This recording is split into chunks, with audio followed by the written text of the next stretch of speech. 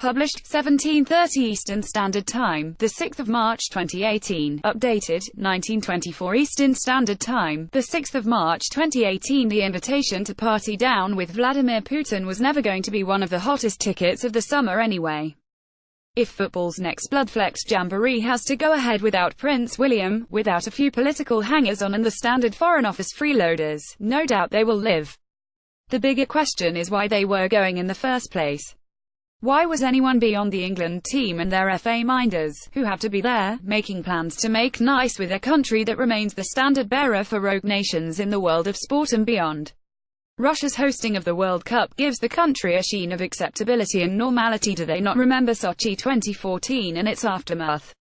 The week after flexing Russia's physical muscle at a Winter Olympics we now know was utterly corrupted by a state-sponsored doping program, Putin's army stepped into Ukraine. Sochi was a show of strength for the cameras and the watching world. Events in Crimea, the reality show.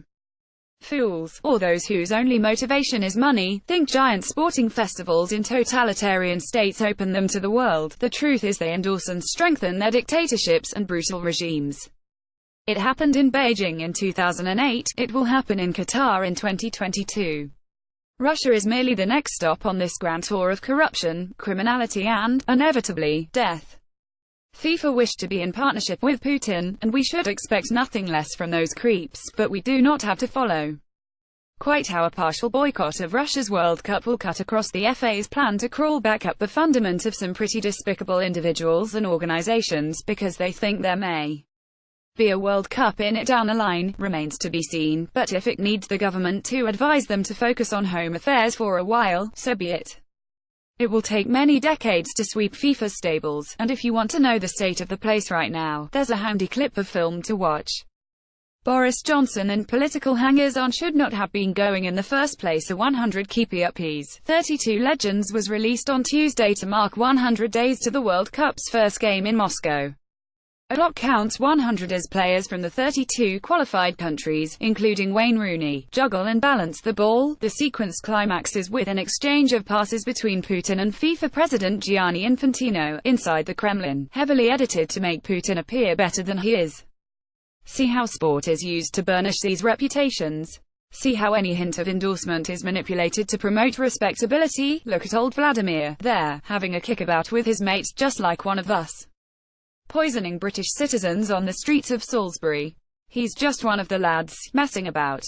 It is incredible that it has taken what appears to be state-sponsored attempted murder to remind the Foreign Secretary that Russia really wasn't the go-to destination this summer. How many hacks did they have to commit? How many invasions? How many attempts at electoral corruption? Boris Johnson at the dispatch box on Tuesday was like Alan Partridge discussing Hitler. The more I learn about Hitler, says Partridge, the more I dislike him, and there was something of that in Johnson, saying that now Russia had taken to infecting the good folk of Salisbury, he definitely wouldn't be eating any of their prawn sandwiches in Nizhny Novgorod, no matter how much they begged. Although, of course, as Johnson is the Mike Bassett, England manager of foreign secretaries, he didn't actually say that.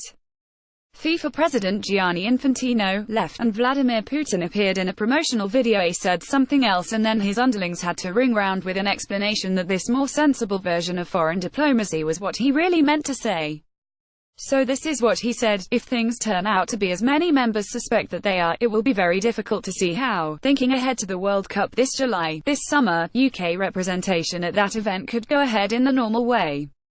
We'll certainly have to consider that, and this is what he meant to say.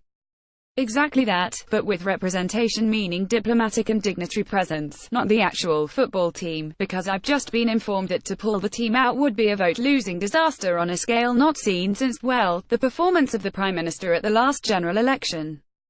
Johnson is the type of speaker whose every utterance should come with a 7-second delay of the type that is used to stop foul language being broadcast on live television, but, even by his standards, this was idiotic. So this is the government's plan for retaliation? They're going to football Russia into submission. At the third Russian-British Business Forum last November, it was said there was approaching £9 billion in trade between the countries in 2017, predicted to double in the next 5 years. Putin is portrayed as one of the lads in a heavily edited clip trying to make him look good. The gloss of a World Cup will be used like Sochi to overshadow Russian corruption. No mention of that taking a hit in Johnson's grandstanding comments. When governments talk boycotts, invariably, they leave the money men out of it. Maybe Johnson simply did fail to make himself clear, surprising how often that happens for such an erudite man, or maybe he went down the standard government path of expecting higher standards for sport than industry, was warned of the consequences, and hastily reshot his argument. For there is a reason Johnson's talk of representation was taken to mean the team. Nobody cares who else is there anyway. The behind-the-scenes politicking, the FA glad-handing, the diplomats improving relations, the business delegates exploiting trade opportunities, it passes the rest of us by. They're just the people taking up all the best tickets and the seats at the front of the plane. Go, don't go, see if we care. Just don't pretend that now Russian skullduggery has come to Salisbury, we have to share the shock of the Foreign Secretary. Johnson at the dispatch box on Tuesday was like Alan Partridge discussing Hitler. A Whitehall briefing said discussions were taking place around officially advising fans not to travel to the World Cup. But fans are not fools. It is loyalty that motivates them to go, not dumb acceptance. Even those travelling to Moscow, those who have attended European fixtures with English clubs, or England supporters who came across Putin's hybrid war in the shape of Russian hooligans in France in 2016, will have known Russia should have been a pariah nation for years. Russia has corrupted modern sport in a systemic manner that is close to unparalleled. The conspiracy that tainted Sochi and, before it, London, 2012, goes right to the top of government. It is a disgrace that the country has been welcomed back by the Olympic movement, a disgrace that FIFA's new regime never considered separating Putin from his showpiece World Cup, a disgrace that sporting bodies around the world continue delivering major competitions for Russia to host. It should not have taken a poisoning in Wiltshire for the Foreign Office to realise Russia was not the place for British citizens this summer. We all know how the country works. Do not further insult our intelligence with mugging and soundbites from the dispatch box. Many supporters will have already booked flights and accommodation after the draw.